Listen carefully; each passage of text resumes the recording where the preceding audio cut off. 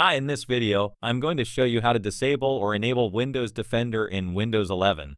Windows Defender is Microsoft's built-in antivirus and anti-malware protection system. While it helps keep your computer secure, there may be situations where you need to temporarily disable it, such as when installing certain software or running applications that conflict with the built-in antivirus. So, let's get started. First, click the search icon on the Windows 11 taskbar and type Windows Security. Then click Windows Security from the search results to open it. In the Windows Security window, select Virus and Threat Protection. Next, under Virus and Threat Protection Settings, click Manage Settings. To disable Windows Defender, find Real-Time Protection and turn the toggle switch off. Once you do that, Windows Defender's real-time protection will be disabled.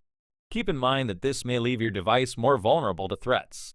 In most cases, Windows Defender will automatically turn back on after you restart your computer. If you want to enable Windows Defender again, simply return to the same page and switch real-time protection back on. And that's it. That's how you can disable or enable Windows Defender in Windows 11. Thanks for watching.